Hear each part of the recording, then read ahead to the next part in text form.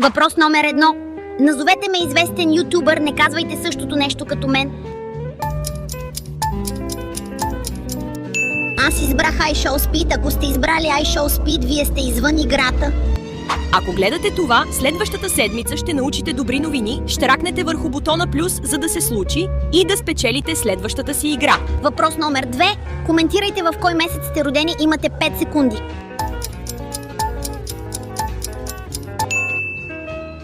Аз избрах септември. Ако сте избрали септември, ще ракнете върху бутона за запазване за надежда. Ако сте загубили, можете да използвате бутона запазване като бутон за втори шанс. Въпрос номер 3. Задръжте бутона за коментар и изберете емоджи.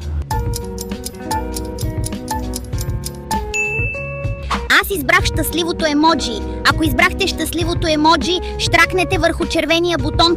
Въпрос номер 4. Изберете число между 10 и 15. Ако изберете същото число като мен,